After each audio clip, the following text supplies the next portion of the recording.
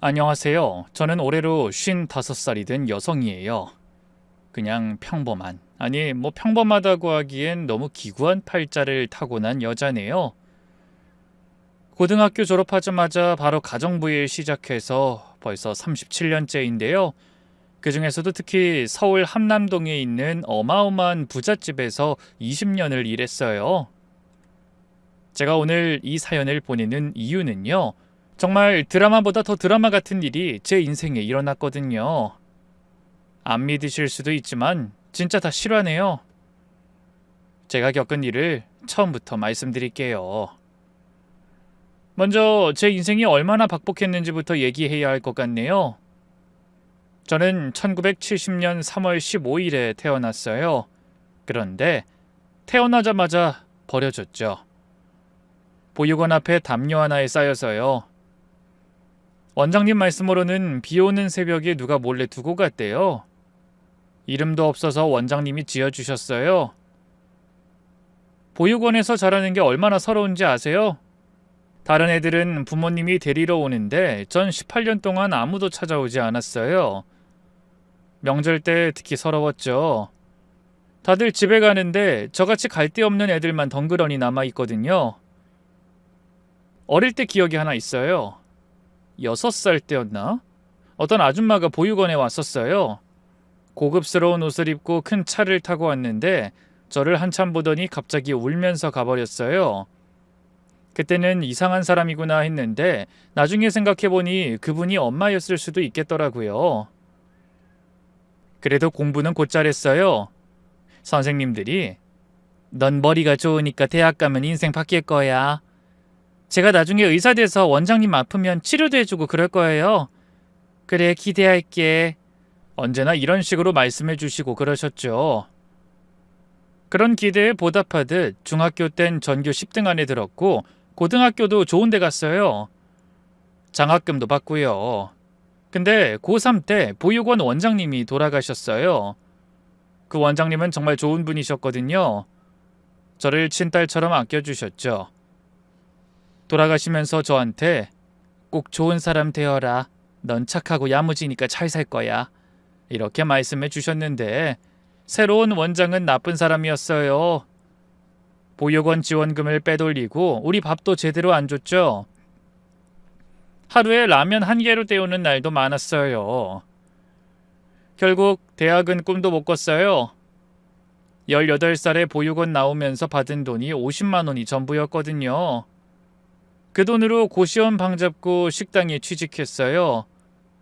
하루 12시간씩 설거지하고 서빙하고 손은 늘 퉁퉁 부어 있었죠. 겨울엔 손이 터져서 피가 났어요. 그래도 약 살 돈도 없어서 그냥 참았죠. 그 식당 사장이 또 나쁜 사람이었네요. 월급날 되면 꼭 핑계대면서 밀었거든요. 다음 주에 줄게. 이번 달은 장사가 안 돼서. 사장님, 저 이번 달에 꼭 돈이 필요해요. 아, 내가 떼먹을 것 같아? 아, 준다니까 그러네. 어린 저에게 늘 이렇게 핑계를 대며 돈을 안 준 적이 허다했네요. 이러면서요, 결국 6개월치 월급을 못 받고 나왔어요. 그때 정말 죽고 싶었죠. 같은 고시원에 사는 할머니가 그때 저를 도와주셨어요. 아가, 내가 아는 식당이 있는데 거긴 주인이 착해. 내가 소개해 줄게. 그 할머니 덕분에 새 직장을 구했는데 나중에 그 할머니가 돌아가시면서 이상한 말을 하셨어요. 꼭 제 부모님이 어떤 사람인 줄 아시는 분 같은 얘기를 많이 했거든요. 조금만 기다려라. 네 엄마가 너 찾을 수도 있을 거야. 네? 저희 엄마를 아세요? 그럼 알다 마다. 어디 있는 줄도 아신다고요? 그건 말해줄 수 없어. 그냥 언젠가 너를 찾을 거야. 할머니가 가끔 정신이 온전치 못할 때가 있어. 그땐 그 말을 그냥 흘려들었네요. 그리고 그렇게 너무 힘들 때 찾아온 사람과 21살에 결혼했네요. 식당에 배달 오던 총각이었는데 저한테 잘해줬거든요. 나랑 결혼하자. 비록 가난하지만 행복하게 살 수 있을 거야. 내가 잘할게. 평생 외롭게 살았을 너한테 내가 안식처가 되어줄 거야. 그렇게 말해줘서 너무 고마워. 나도 잘할게. 그 말에 속았죠. 결혼식도 없었어요. 둘 다 돈이 없던지라 그냥 구청 가서 혼인신고만 했네요. 신혼집은 반지하 단칸방이었고요. 그래도 행복했어요. 처음으로 가족이 생겼으니까요. 근데 결혼하고 보니 그 인간은 노름꾼의 술주정뱅이였어요. 번 돈 다 노름으로 날리고 술 먹고 들어와선 때리고, 처음엔 손찌검만 했는데 나중엔 발로 차고 물건 던지고, 한 번은 맥주병으로 머리를 맞아 병원에 실려갔어요. 이마에 8바늘 꿰맸죠. 아직도 흉터가 있어요. 돈 없다고? 돈 벌어오라니까! 당신이 가서 벌어. 내가 이렇게 벌어오면 뭐해? 맨날 노름으로 돈이나 날리는데. 뭐? 이게 서방한테 못하는 말이 없네. 그래, 뚫린 입으로 말도 못하냐?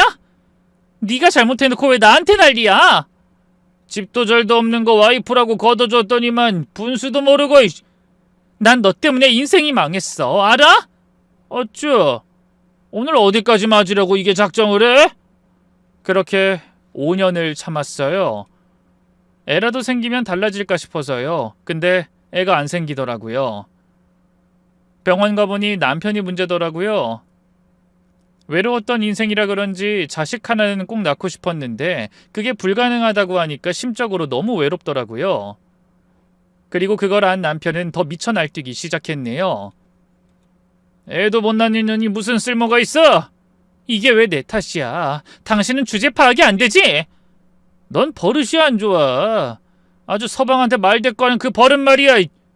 버릇? 웃기지 마. 보고 배운 거 없이 자라서 아주 손찌검만 하고 할 말 없으면 욱하는 네 성질 나도 지친다 지쳐. 하면서 더 때렸네요. 더 이상 이렇게 살 수 없었고 마음을 먹게 됐죠. 그렇게 26에 이혼했어요. 마지막으로 맞은 날 갈비뼈가 부러졌거든요. 그래, 이혼해. 미쳤다고 그런 사람이랑 살아? 네가 훨씬 아깝지. 맞아, 나도 내 인생 살 거야. 넌 잘 살 수 있어. 그러니까 너무 걱정 마. 배운 것도 없는데 내가 뭘 할 수 있을까? 컴퓨터 자격증이라도 따놓을걸. 돈도 없어서 그런 것도 못했네. 그나마 가장 가까운 친구는 이렇게 위로해줬지만 온전히 본인이 아니면 이 마음을 알 수 없을 거라고 생각이 들었네요. 그래도 친구가 많은 도움을 줘서 병원도 다니고 했어요. 병원에서는 그런 저를 보고 한 번 더 맞으면 죽을 수 있다고 하더라고요. 아우, 아주 살인을 할 뻔했네. 야, 너 이혼하기 진짜 잘했다. 그제서야 도망쳤죠. 맞은 상처로 병원 신세 지고 나왔더니 남은 게 아무것도 없었어요. 빚만 2천만 원이었죠. 남편이 제 이름으로 사채를 쓴 거예요. 진짜 미친 거 아니야? 지가 어디라고 사채를 써? 저기 친구야, 혹시 나 괜찮은 취직 자리 없을까? 그게 사실 격리도 컴퓨터 하나쯤은 알아야 격리를 할 수 있으니까. 그럼 혹시 너 파출부 해볼래? 그래도 이게 임금은 세고 꽤 쏠쏠하대. 너 갈 데도 없는데 입주 도우미 하면 되잖아. 아, 진짜? 그럴까? 친구가 가정부를 하면 어떻겠냐는 제안을 하더라고요. 그때부터 가정부 일을 시작했어요. 식모살이라고 하죠. 남의 집 살면서 청소하고 밥하고. 그래도 갈 데가 없던 저한테는 최고의 직장이었네요. 몸이라도 눕힐 수 있는 곳이 있었으니까요. 처음 일한 집은 강남 아파트였는데 주인 여자가 정말 독했어요. 새벽 5시에 깨워서 밤 11시까지 일을 시켰네요. 밥도 남은 것만 주고 월급도 깎고. 한 번은 제가 실수로 그릇을 깨트리게 됐어요. 아줌마, 이게 얼만 줄 알아? 아줌마가 절대 사지도 못하는 그릇이야. 죄송합니다. 제가 일부러 그런 건 아니었는데. 닥쳐! 이번 달 월급에서 깎을 테니까 그리 알아. 주제를 모르면 조심조심 일을 해야지. 남의 물건을 어디다 떨어뜨려? 죄송합니다. 맨날 그놈의 죄송은. 아우, 재수없어. 당장 치워! 그렇게 월급에서 10만 원을 뺐어요. 그 그릇이 비싼 거라면서요. 하지만 나중에 알고 보니 마트에서 3,000원짜리 그릇이었더라고요. 갈 데가 없으니 그저 참는 수밖에 없었네요. 돈 없는 이혼녀를 어디서 받아줄까 싶기도 했고, 대학은 문턱에도 못 가봤기 때문에 제가 할 수 있는 일은 없을 거라고 생각했어요. 그렇게 버티다 결국 동네에서 만난 같이 파출부를 하는 아주머니 소개로 다른 집에 가게 되었네요. 그래도 거기가 돈을 더 줄 거야. 한번 가보기라도 해봐. 그럴까요? 그럼 일이 똑같이 힘들어도 돈이라도 한 푼 더 버는 게 낫지. 감사해요. 아니야. 같이 먹고 사는 처지에 이런 거는 도와야지. 내가 하도 안쓰러워서 그래. 그 집 옆에는 성깔 대단하잖아. 동네에서 소문 다 났다니까. 그렇게 소개받은 두 번째 집. 하지만 두 번째 집은 더 했어요. 거기 아들이 대학생이었는데 저한테 이상한 짓을 하려고 했거든요. 다행히 소리를 질러서 피했지만 오히려 제가 쫓겨났죠. 그 집주인은 네가 우리 아들 유혹했잖아. 아니에요. 뭐라고 말 좀 해보세요. 그쪽이 저한테 먼저 그랬잖아요. 남의 집에서 일하는 주제 어디서 모함을 하고 있어. 당장 나가요. 사모님 저 정말 억울해요. 그래도 돈은 주셔야죠. 한 달을 좋게 일했는데. 우리 아들이 댁 때문에 시험도 망치고 있는데 내가 월급을 줘야겠어요? 이 분야에서 매장당하고 싶지 않으면 조용히 나가는 게 좋을 거야. 그래야 먹고 살기라도 하지. 그렇게 월급도 못 받고 나왔네요. 어이없게도 10년 동안 이런 집들을 전전했어요. 좋은 집도 있었지만 대부분은 힘들었죠. 그래도 열심히 일했네요. 그 덕분에 빚도 갚았고 빚을 갚으니 조금의 살 수 있는 희망이 생기더라고요. 전 돈을 모아서 언젠간 제 집을 갖겠다는 마음으로 일을 했어요. 비록 작은 원룸이라도 말이에요. 35살이 되던 해, 그러니까 20년 전이죠. 신문에서 구인 광고를 보게 되었네요. 한남동 대저택 입주가정부 구함, 경력자 우대. 한남동이면 부자 동네잖아요. 혹시나 하는 마음에 면접을 보러 가게 됐어요. 집을 찾아가는데 눈이 휘둥그레졌어요. 대문부터가 어마어마하더라고요. 경비 아저씨도 계셔서 이렇게 말씀하셨죠. 어디서 오셨어요? 가정부 면접 보러 왔습니다. 했더니 안으로 안내해 주더라고요. 정원이 진짜 말도 안 되게 축구장만 하더라고요. 잔디밭에 분수대, 연못까지 드라마에서나 보던 그런 집이었죠. 현관문 열고 들어가니까 더 놀랐어요. 천장이 엄청 높고 샹들리에가 번쩍번쩍. 직원이 응접실로 안내해 줬는데 거기서 기다리는데 너무 떨렸어요. 이런 집에서 일할 수 있을까? 나 같은 사람을 뽑아줄까? 그때 사모님이 들어오셨네요. 첫인상부터 달랐어요. 다른 부잣집 마님들은 가정부 면접 볼 때 위아래로 훑어보고 깔보는 눈빛이었거든요. 근데 사모님은 따뜻하게 웃으면서 말씀하셨죠. 어머, 추운데 오느라 고생했네요. 차 한 잔 드세요. 감사합니다. 아이고, 손이 꽁꽁 얼었네. 많이 추웠나 봐요. 얼른 몸 좀 녹여요. 우리 집에서 오래 일한 아주머니가 나가셔서 급하게 구인 광고 냈는데 이렇게 젊은 아가씨가 올 줄은 몰랐네요. 아, 네. 그래도 경력은 10년이나 있고 잘할 수 있습니다. 아이, 그쵸. 아무래도 나이도 어리니까 더 센스가 있을 거라고 생각해요. 우리 집에서 일하면 보통 20년은 넘게 일해요. 그러니까 걱정은 안 해도 될 거예요. 이전 사모님들과는 정말 다른 분이더라고요. 정말 따뜻한 눈빛도 날려주시고 이렇게 도란도란 이야기를 들어주시는 분도 처음이었어요. 차를 마시면서 이런저런 얘기를 했어요. 제 이력서 보시더니 한참을 말이 없으시더라고요. 그러다 갑자기 눈시울을 붉히셨어요. 제가 살아온 얘기라 사실 저는 오히려 담담했는데 이렇게 눈시울을 붉히시니 오히려 제가 민망한 느낌이 들었어요. 그리고 한편으론 위로받는 느낌도 들었고요.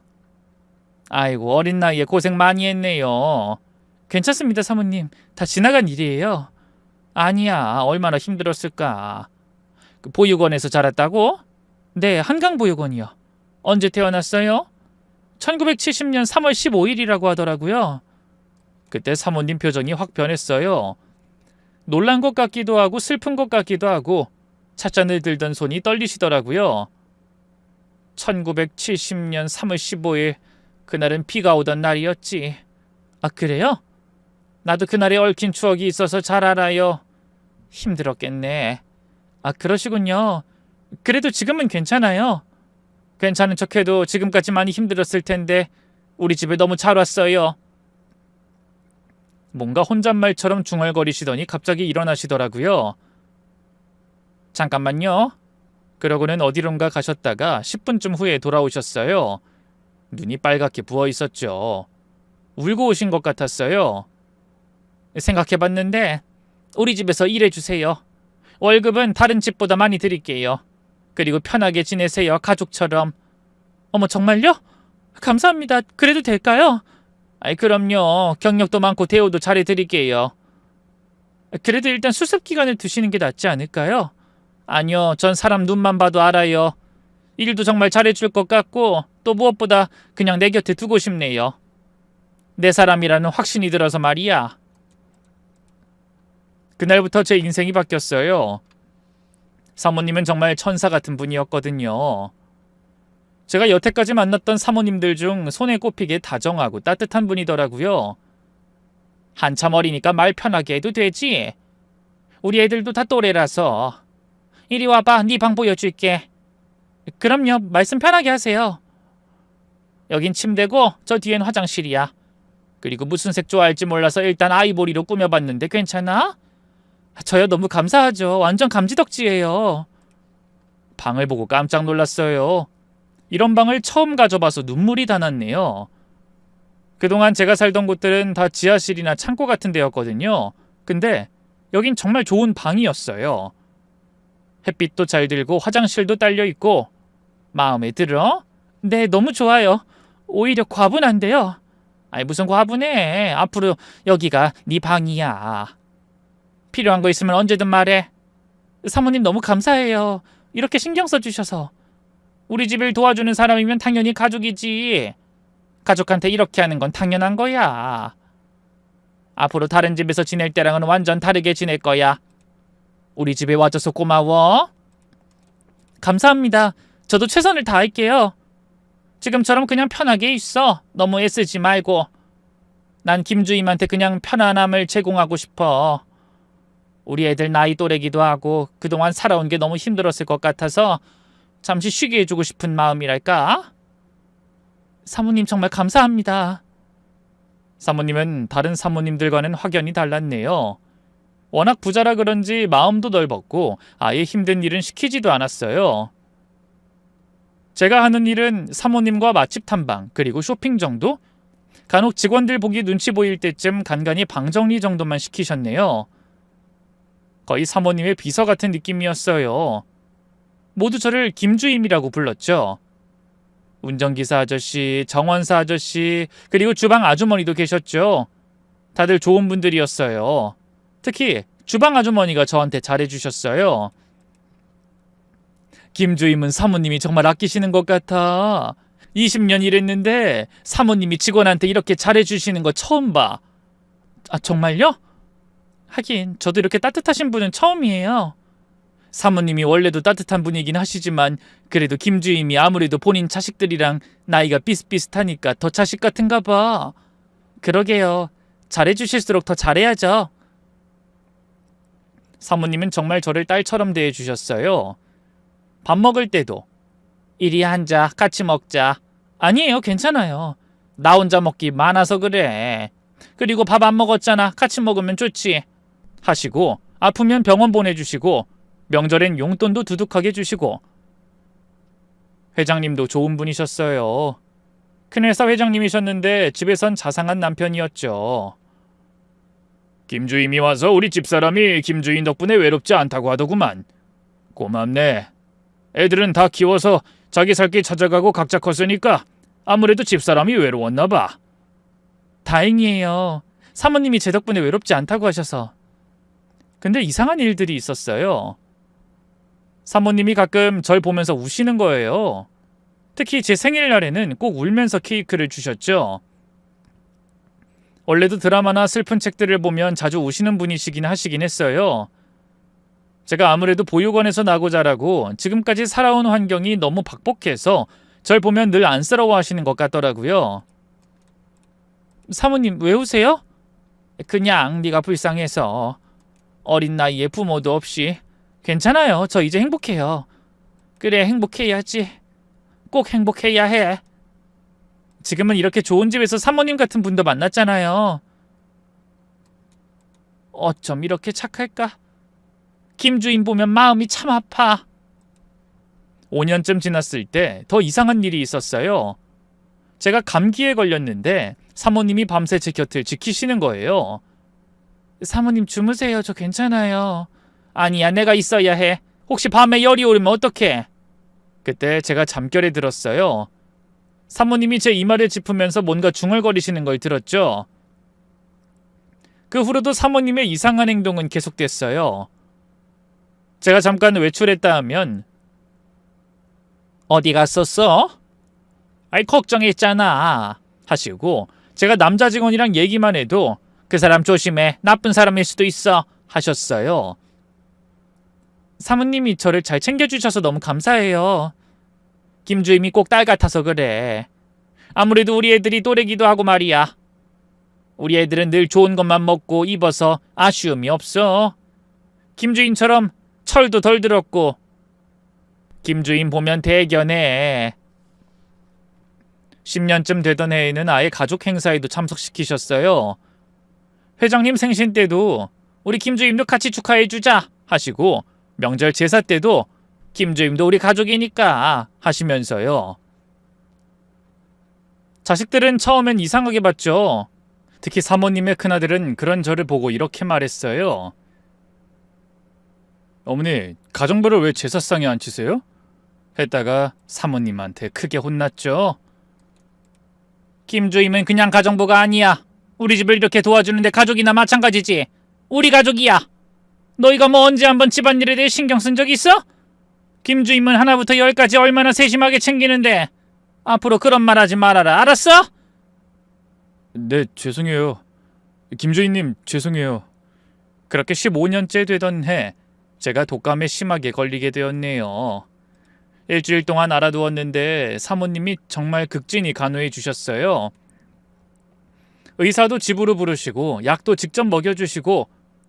그때 일이에요. 제가 열 때문에 헛소리를 했나 봐요. 엄마 보고 싶어. 아이고, 우리 김주임 불쌍해서 어떡해. 그랬더니 사모님이 제 손을 꼭 잡고 펑펑 우셨대요. 주방 아주머니가 나중에 얘기해줬죠. 사모님이 원래 눈물이 많잖아. 근데 나 그렇게 펑펑 우는 거 처음 봤어. 아, 그래요?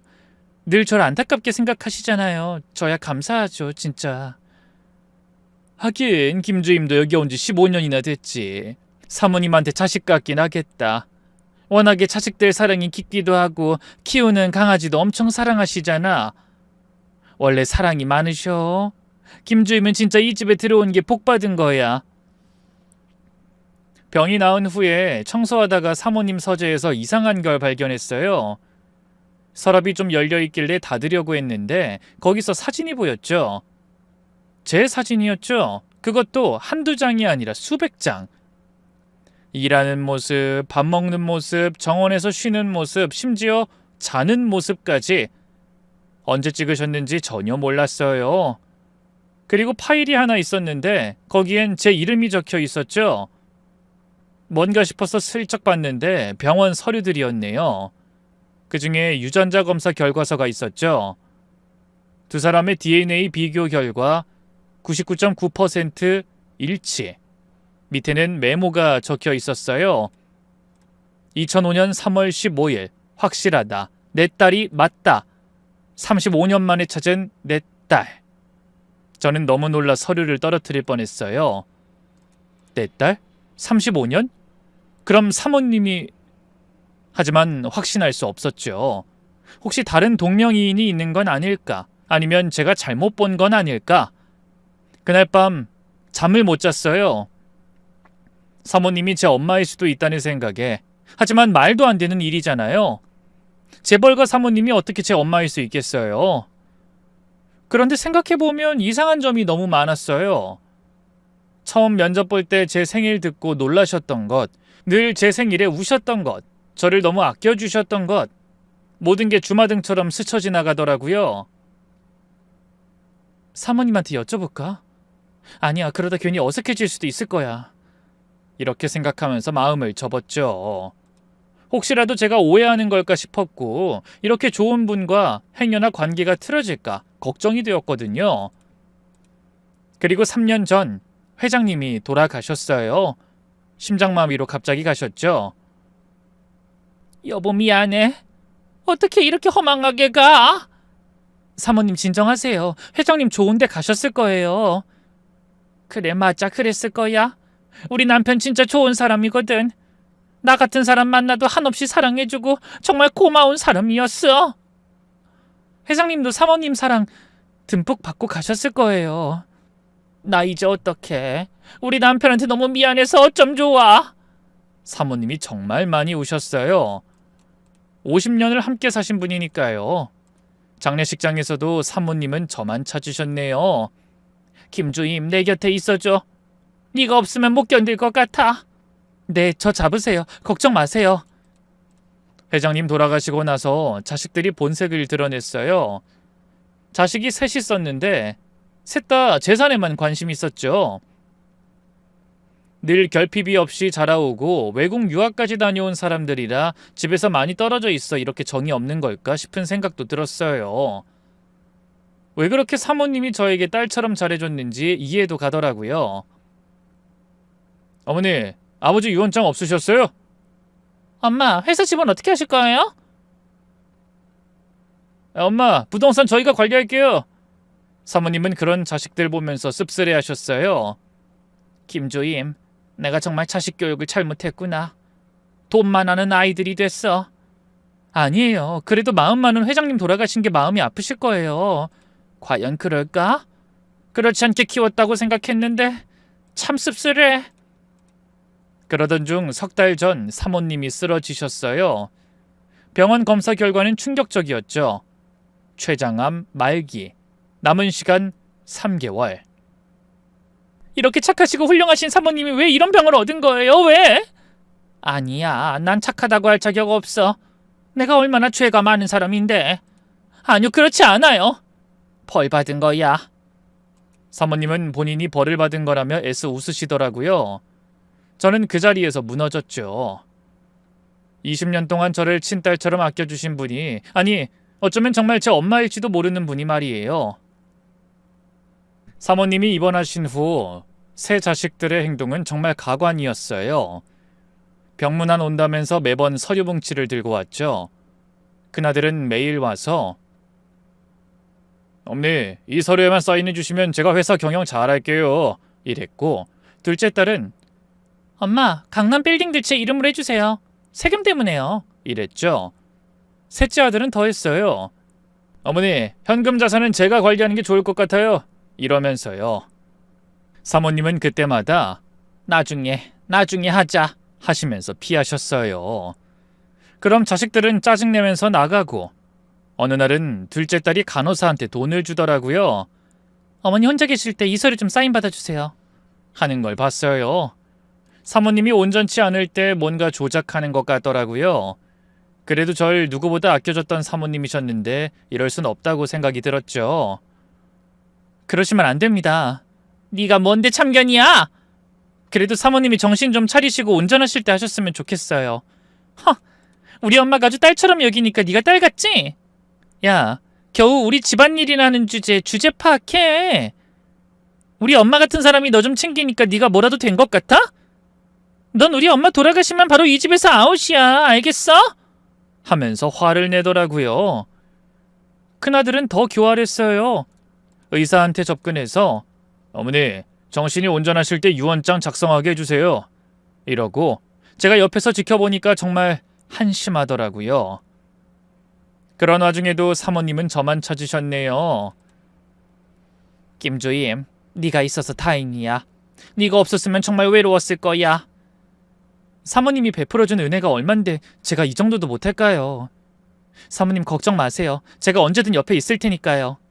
고맙다. 너한텐 다 미안해 정말. 그러던 어느 날 밤 사모님이 절 급하게 부르셨어요. 병실에 아무도 없을 때였죠. 김조임 가까이 와. 네 사모님, 뭐 시키실 일 있으세요? 제가 다가가니 사모님이 제 손을 꼭 잡으셨어요. 평소보다 더 차가운 손이었네요. 김주임, 아무래도 내가 얼마 못 살 것 같아. 그 전에 꼭 해야 할 일이 있어. 사모님, 무슨 말씀을... 건강해지실 거예요. 아니야, 나도 알아. 시간이 없어. 그래서 너한테만 부탁할 게 있어. 부탁이요? 그래, 꼭 들어줬으면 좋겠어. 사모님이 숨을 고르시더니 말씀하시더라고요. 내가 죽으면 내 방 화장대 3번째 서랍 거기 분홍색 일기장 있어. 꼭 가져와. 네? 일기장이요? 그래, 거기에 모든 게 적혀 있어. 너에 대한 진실, 내가 20년 동안 숨겨온 비밀. 내 변호사도 알고 있고 공증도 받아놓은 거야. 그리고 우리 남편도 알고 있었고 말이야. 네? 꼭 나 죽으면 봐. 알겠지? 죽다뇨? 그런 말씀 마세요. 아니야. 나 진짜 얼마 안 남은 것 같아. 이렇게라도 빨리 얘기를 해야지. 제 심장이 쿵쾅거렸어요. 저에 대한 진실이라니. 그 일기장을 내 장례식장에서 공개해. 변호사 최 선생 번호도 적어뒀으니까 연락해서 같이 와달라고 해. 사모님, 도대체 무슨... 쉿, 지금은 묻지 마. 때가 되면 알게 될 거야. 그리고 김주임, 사모님이 눈물을 흘리시면서 말했어요. 미안해. 정말 미안해. 20년 동안 말하지 못해서. 용서해 줄 수 있겠니? 사모님, 무슨 말씀이세요? 용서할 게 뭐가 있어요? 있어. 너무 많아. 언젠가 알게 되면 그때 날 원망하지 마. 나도 어쩔 수 없었어.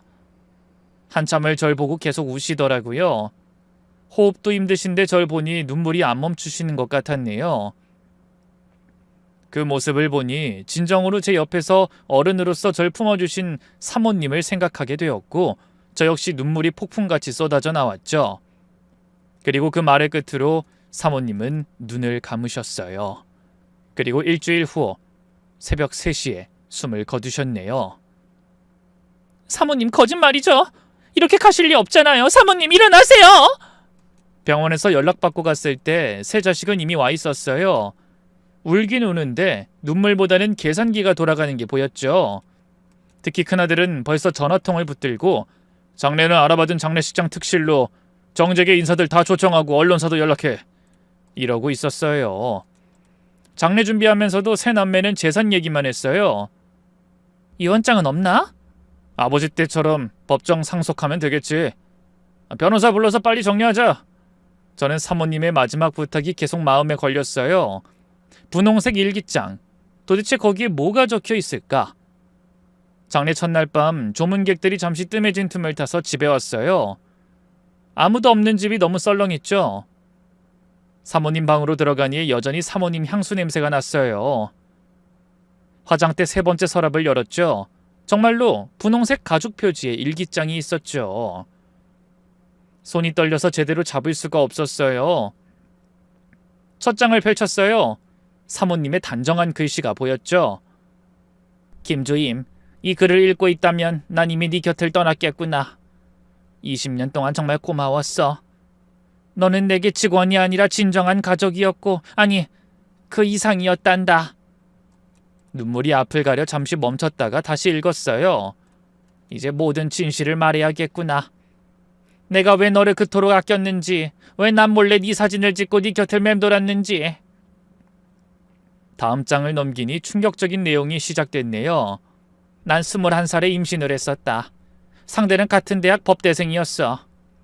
가난했지만 정직하고 따뜻한 사람이었지. 우린 결혼을 약속했지만 우리 부모님은 절대 허락하지 않으셨어. 부잣집 딸이 가난한 집 아들과 결혼한다는 건 상상도 못할 일이었으니까. 임신 사실을 알게 된 부모님은 당장 아이를 지우라고 하셨다. 심지어 그때 당시 애아빠도 돈으로 매수하려 하셨지. 하지만 애아빠는 끝까지 거절했고 결국 어디론가 사라져버렸어. 나중에 들으니 부모님이 사람을 시켜서 쫓아냈다고 하더구나. 그때 난 차마 아이를 지울 수 없었어. 비밀리에 할머니 도움으로 시골에 내려가서 아이를 낳았단다. 1970년 3월 15일 새벽 3시 비가 추적추적 내리던 날이었어. 예쁜 딸이었어. 처음 본 순간 너무 사랑스러워서 가슴이 미어졌단다. 하지만 기를 순 없었어. 부모님이 알면 그 아이를 없애버릴 게 뻔했으니까. 그래서 한강보육원 앞에 두고 왔단다. 담요에 미안하다, 언젠가 꼭 찾으러 올게라는 쪽지와 함께. 여기까지 읽고 저는 숨이 막혔어요. 한강보육원, 1970년 3월 15일 비 오던 새벽. 다 제 얘기였죠. 그리고 제 사진, 그 유전자 검사지를 이미 봤었기 때문에 뒷내용은 아무래도 예측이 되더라고요. 그 후 나는 부모님이 정해준 지금의 남편과 결혼했어. 그리고 우리 아이들을 낳았지. 하지만 단 하루도 너를 잊은 적이 없었단다. 매년 네 생일이면 미칠 것 같았어. 몰래 한강보육원에 가서 널 찾아봤어. 하지만 이미 다른 이름으로 등록돼 있었고 원장님도 바뀌어서 흔적을 찾을 수 없었어. 그래도 포기하지 않고 계속 후원했지. 혹시나 하는 마음에. 그러다 15년 전 네가 우리 집에 면접을 보러 왔어. 이력서를 보는 순간 심장이 멎는 줄 알았어. 네 이름, 1970년 3월 15일생, 한강보육원 출신, 모든 게 일치했어. 면접하면서 계속 관찰했어. 그리고 확신했지. 네 눈매, 코, 입술 다 나를 닮았더구나. 특히 왼쪽 귀 뒤에 있는 작은 점까지. 그건 우리 집안 여자들만 가지고 있는 유전적 특징이거든. 하지만 확실해야 했어. 그래서 네가 독감에 걸렸을 때 네 DNA를 채취했어. 결과는 99.9% 일치. 넌 정말 내 딸이었어. 35년 만에 찾은 내 딸. 그날 밤 난 화장실에 들어가서 1시간을 울었단다. 기쁨의 눈물이었을까? 후회의 눈물이었을까? 아마 둘 다였을 거야. 다음 장에는 사진이 끼워져 있었어요. 갓난아기 사진이었죠. 뒤에는 1970년 3월 15일 내 사랑하는 딸이라고 적혀 있었어요. 이 사진은 네가 태어난 날 찍은 거야. 평생 가슴에 품고 살았지. 이제 너에게 돌려준다. 우리 딸, 내가 왜 20년 동안 진실을 말하지 못했는지 이해해 주길 바란다. 애들이 알면 절대 받아들이지 않을 거였어. 특히 큰아들은 돈 욕심도 많은데 갑자기 큰 누나가 생긴다면 회사 경영권 문제도 복잡해질 거고 무엇보다 네가 받을 충격이 걱정됐어. 35년 동안 버려졌다고 생각하며 살았는데 갑자기 엄마가 나타났다고 하면 날 원망하지 않을까? 왜 이제야 나타났냐고 하지 않을까? 그래서 다른 방법을 택했어. 널 곁에 두고 가족처럼 대하는 것. 비록 엄마라고 부르게 할 순 없지만 매일 얼굴 보고 밥 먹고 대화할 수 있으니까 그것만으로도 난 행복했단다. 하지만 네가 나를 사모님이라고 부를 때마다 가슴이 찢어졌어. 차라리 아줌마라고 불러도 좋으니 엄마라고 한 번만 불러주면 좋겠다고 생각했지. 하지만 그럴 수 없었어. 내가 만든 비극이니까.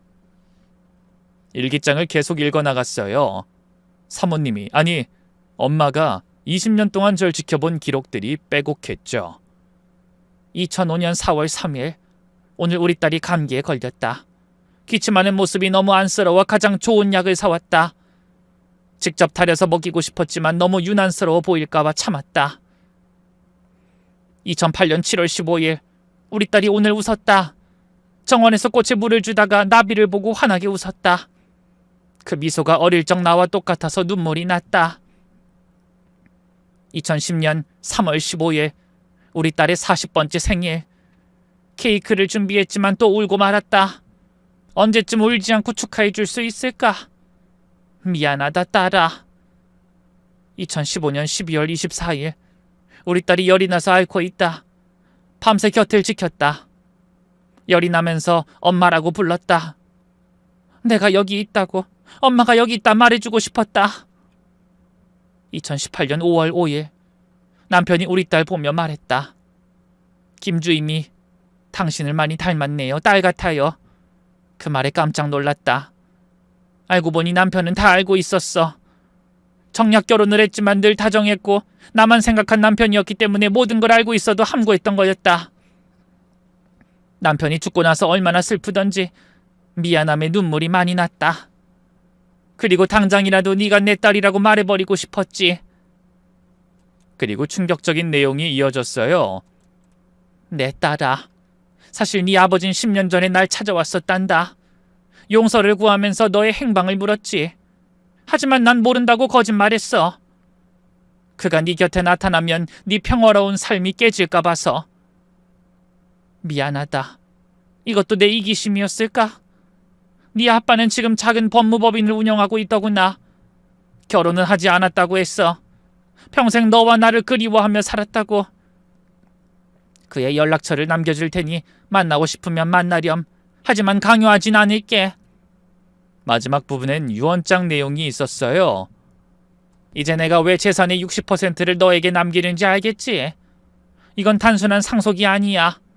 35년 늦은 엄마의 사랑이고 20년 동안 받지 못한 딸의 권리야. 우리 애들에겐 40%를 남긴다. 충분한 금액이야. 하지만 그들이 욕심을 부려 소송을 하면 10%를 줄이고 나머진 네가 운영할 재단에 기부하도록 했어. 그리고 부탁이 하나 있다. 그 돈으로 좋은 일 해다오. 특히 우리처럼 헤어진 가족들을 찾아주는 일, 버려진 아이들을 돕는 일에 써주면 좋겠구나. 그리고 내 방 금고에 더 많은 것들이 있어. 비밀번호는 네 생일이야. 거기엔 네가 태어났을 때부터 준비한 것들이 들어있단다. 변호사 최성생 연락처야. 장례식장에서 오후 2시에 만나기로 했어. 그가 모든 걸 도와줄 거야. 마지막으로 우리 딸. 사랑한다.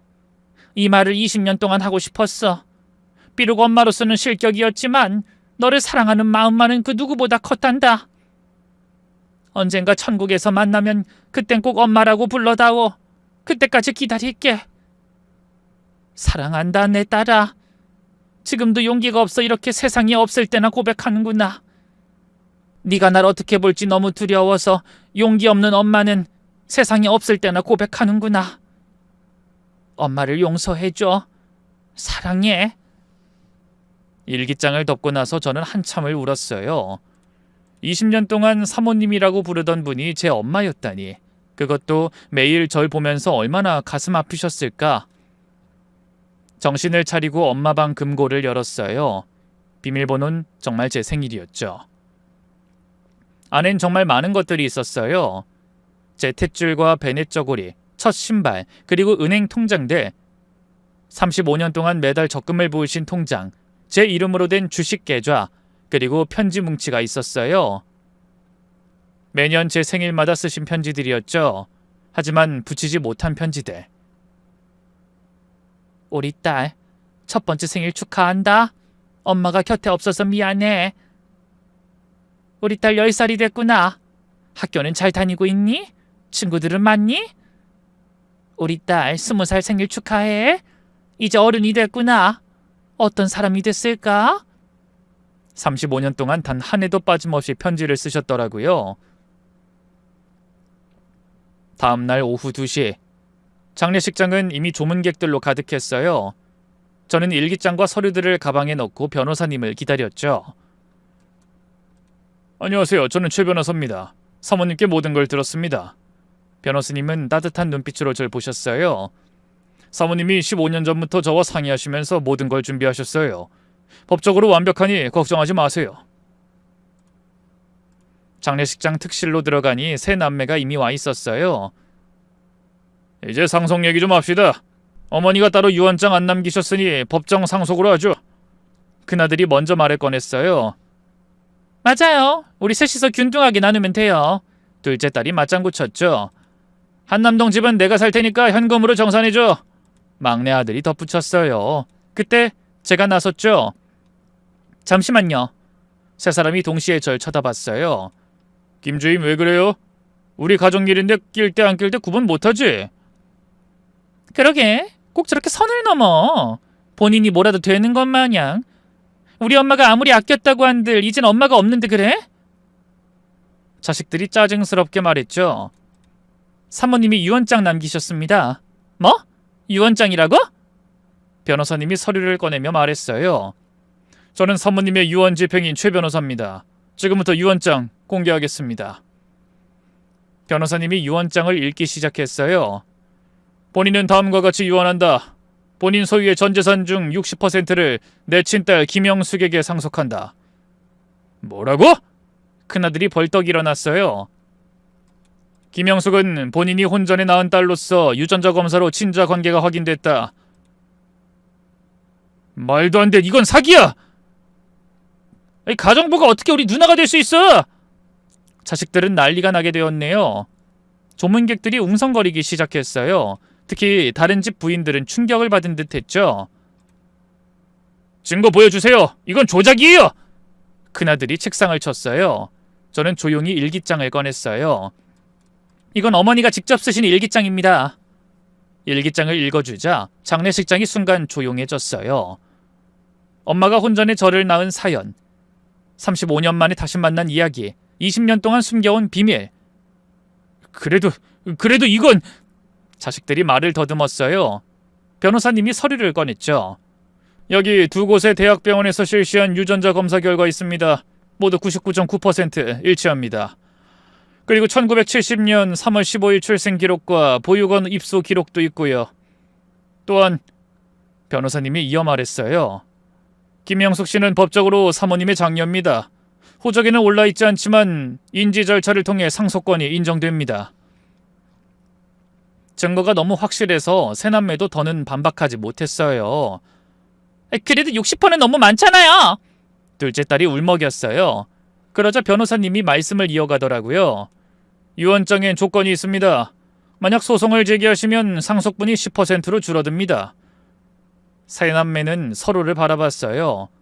40%도 어마어마한 금액이니까 결국 받아들일 수밖에 없었죠. 그리고 변호사님이 덧붙였어요. 김영숙 씨가 상속받은 재산 중 30%는 이미 사모님이 설립하신 재단 설립 자금으로 지정되어 있습니다. 저도 놀랐어요. 일기장엔 없던 내용이었거든요. 장례가 끝난 후 저는 정신없이 시간을 보냈어요.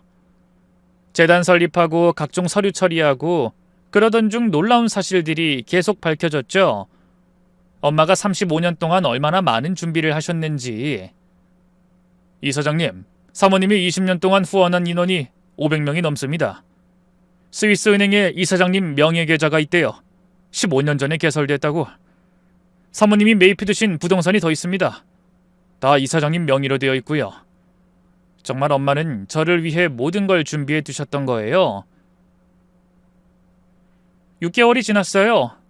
그동안 정말 많은 변화가 있었죠. 우선 새 남매와의 관계가 달라졌어요. 처음엔 절 인정하지 않으려 했지만 시간이 지나면서 변했어요. 첫 번째로 찾아온 건 둘째 딸이었죠. 언니, 이렇게 불러도 되죠? 네, 미안해요. 정말 미안해요. 처음에 믿기지 않았는데 생각해보니 엄마가 언니를 얼마나 아꼈는지 이제야 이해가 돼요. 둘째 딸은 펑펑 울더라고요. 우린 엄마한테 관심도 없었어요. 돈만 생각했죠. 근데 언니는 20년 동안 진심으로 엄마를 모셨잖아요. 언니가 진짜 효녀예요. 그 후로 둘째 딸은 자주 재단에 와서 일을 도왔어요. 언니, 나도 좋은 일 하고 싶어요. 엄마처럼, 언니처럼. 큰아들의 변화는 더 놀라웠죠. 어느 날 회사로 찾아왔거든요. 누나. 네? 절 누나라고 부르시는 거예요? 네, 이제 인정합니다. 누나가 우리 큰누나예요. 그리고 죄송했어요. 처음엔 재산 뺏긴다고만 생각했는데. 큰아들은 고개를 숙였어요. 이제 보니 어머니가 왜 누나를 선택했는지 알겠어요. 누나는 욕심이 없으시잖아요. 최대 주주인데도 경영에 간섭 안 하시고 배당금도 다 기부하시고 회사 일은 저보다 더 잘하고 있잖아요. 고마워요, 누나. 앞으로 더 열심히 할게요. 누나가 자랑스러운 회사 만들게요. 두 남매가 변하자 셋째 아들까지 변했어요. 누나, 나 이제 정신 차렸어. 40살 먹고 철이 든 것 같아. 그래요? 재단에서 일하게 해줘. 나도 이제 제대로 살고 싶어. 그렇게 우리 네 남매는 진짜 가족이 되어갔어요. 그러던 어느 날 뜻밖의 손님이 찾아왔네요. 혹시 영숙 씨인가요? 60대 중반의 남자였어요. 어딘가 낯이 익은 것 같기도... 네, 근데 누구시죠? 전 당신 아버지입니다. 가슴이 쿵 내려앉았어요. 엄마 일기장에 있던 그분이었죠. 35년 동안 찾았어요. 그리고 이렇게 잘 커줬더니... 미안하다. 정말 미안하다. 너와 네 엄마를 지키지 못해서 비겁하게 도망쳤어. 아버지. 처음 불러보는 그 호칭이 어색했지만 이상하게 따뜻했어요. 이제라도 만나서 다행이야. 네가 잘 자라줘서 고맙고 네 엄마가 널 찾아서 곁에 뒀다니 정말 다행이야. 그 후로 아버지와도 가끔 만나요. 35년의 공백을 채우기엔 부족하지만 그래도 이제는 가족이니까요. 일주기가 되던 날 묘소에 모든 가족이 모였어요. 내 남매와 아버지까지. 엄마, 이제야 엄마라고 부르네요. 20년 동안 곁에 있으면서도 몰랐어요. 미안해요. 그나들도 어머니, 이제야 깨달았어요. 진짜 가족이 뭔지. 둘째 딸도 엄마, 영숙 언니 덕분에 저희도 사람 됐어요. 셋째 아들도 어머니, 이제 열심히 살게요. 영숙 누나처럼. 그리고 저의 친아버지는 조용히 묘비를 쓰다듬으셨어요. 미안하고 고마워. 우리 딸 잘 키워줘서. 그때 묘지기가 와서 USB를 전해줬어요. 엄마가 남기신 마지막 영상이었죠. 사랑하는 내 자녀들아. 모두 함께 있는 모습 보니 이제야 마음이 놓이는구나. 엄마는 병상에서도 환하게 웃고 계셨어요. 영수가 미안하고 또 고마워. 20년 동안 엄마라고 부르지도 못하겠는데 끝까지 곁에 있어줘서. 그리고 얘들아, 이제야 진짜 가족을 얻었구나. 영숙이가 있어서 너희도 바뀔 수 있었어. 모두 사랑한다. 이젠 서로 의지하며 잘 살거라. 그리고 영숙아, 넌 내 자랑이야, 영원히. 지금 저는 작은 아파트에 살면서 매일 재단에 출근해요. 엄마가 설립한 재단은 이제 전국 50개 보육원을 지원하고 있어요. 20년 동안 박복하게 살았다고 생각했는데 사실 전 세상에서 가장 큰 사랑을 받고 있었어요. 가정부에서 부잣집 큰딸이 된 제 인생 정말 드라마 같죠? 엄마, 하늘에서 보고 계시죠? 딸 영숙이가 엄마 뜻대로 잘 살고 있어요. 사랑해요, 엄마. 이제야 편하게 말할 수 있네요. 진짜 사랑해요, 엄마.